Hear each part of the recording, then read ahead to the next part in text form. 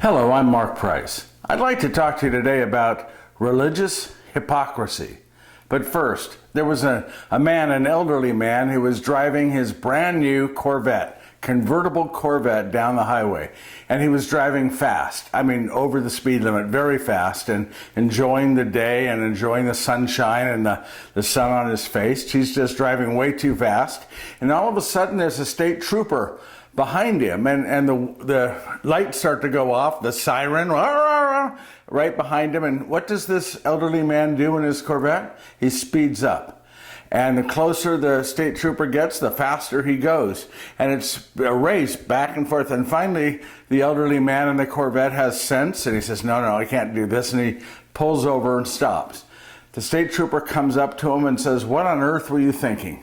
And the elderly man said, I'm sorry. I am so sorry. I don't know what got into me. I am sorry. I know I was driving over the speed limit. And the state trooper said to him, he says, it's the end of the day. I'm off my shift in less than a half an hour, 15 minutes. And I really don't want more paperwork. So if you can give me an excuse that I've never heard before, a good excuse for why on earth you were driving so fast, I'll let you go with a warning. So the elderly man thought for a minute, and he said, yes. He said, years ago, my wife left me, divorced me, left me with a state trooper. And when I saw you behind me and you kept trying to catch up, I was so afraid you were trying to bring her back. He got a warning. The gospel today is Matthew chapter 23, verses 1 through 12.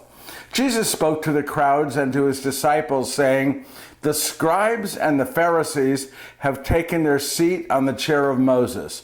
Therefore, do and observe all things whatsoever they tell you, but do not follow their example. For they preach, but they do not practice. They tie up heavy burdens, hard to carry, and lay them on people's shoulders, but they will not lift a finger to move them. All their works are performed to be seen. They widen their phylacteries and lengthen their tassels. They love places of honor at banquets, seats of honor in synagogues, greetings in marketplaces, and the salutation Rabbi. As for you, do not be called Rabbi. You have but one teacher, and you are all brothers. Call no one on earth your father. You have but one Father in heaven. Do not be called Master. You have but one Master, the Christ. The greatest among you must be your servant. Whoever exalts himself will be humbled, but whoever humbles himself will be exalted. The gospel of the Lord. So this reading today is talking about religious hypocrisy. The word hypocrisy is not used in this reading, but in similar readings, Jesus uses it, plain and simple, you hypocrites, and you brood of vipers. And so he calls out the scribes and the Pharisees for the way they act, the way they preach one way and act another way. And the word hypocrisy, by the way, comes from a Greek word, and it means play acting. So it means acting like an actor, like I do when I play my characters. I'm becoming somebody different. So when somebody is being a hypocrite, especially a religious hypocrite, they're saying they're one thing and acting in another way. And a couple terminologies here. When it says about phylacteries, for those that don't know, phylacteries were boxes that they would wear on their heads, their foreheads. They'd be tied back, and inside the boxes were bits of scripture. And so what they would do, these scribes, these Pharisees, to look more religious, they would get bigger boxes, more ornate boxes, phylacteries that they would put on their head. And I always thought as a comic, it might be a funny bit to have some really religious guy walking around with a refrigerator box strapped to his head. But I digress. So this is talking about religious hypocrisy. But don't think that religious hypocrisy existed only 2,000 years ago at the time of Jesus. It has existed since the beginning of time. People who say one thing and do something else. People who try to set themselves apart as the moral authority and yet act in a way when no one's looking, or they think no one is looking, in a completely different way. And we see it in our world today. Many top religious leaders have been caught doing the things they shouldn't be doing. So Sunday they're in their pulpits, they're preaching away, but then during the week they're doing stuff that is completely contrary. And they've been taken down for that kind of behavior, as they should be. You see, we are going to be an example. People of faith, whether you're in leadership or you're just an average person of faith, a typical person of faith, you're an example to people around you. The people around you will look at you and they will define people of faith by you and how you act. So it's incumbent upon us to, as people of faith, act like it. Act like people of faith. And by the way, I don't want to just pick on the Protestant or the evangelical pastors who have been caught philandering or whatever they've been caught doing. My own church, the Catholic Church, has had its share of scandals. In the recent couple of decades, we had the sexual abuse scandal, which I've always looked at as really three scandals. One is the abuse of the children. Number two, the hiding of the perpetrators, moving them around from church to church. And number three, the strong effort to completely ignore the problem and to not divulge the problem. The effort to hide it from the world when they were caught, like the kid with his finger in the cookie jar. So what we have to do in our world today as people of faith is learn the right way to live, and it isn't always going to come from our leaders in faith.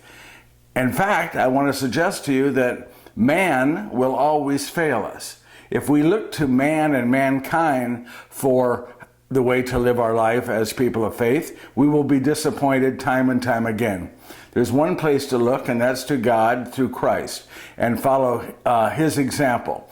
And we need it more, by the way, in today's world. There's more and more movement in our world today away from God and to secular humanism, which is a life, a world, a society, a culture that is anti-God, that is without God. And that we're seeing all around us.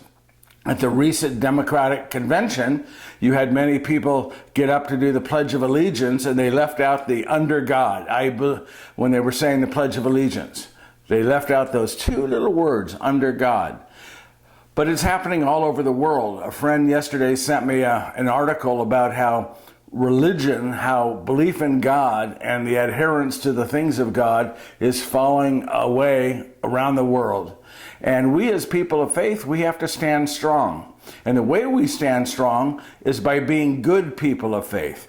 And four things really briefly that Jesus exhibited, and I think are the examples that we should follow in our own life. First is humility.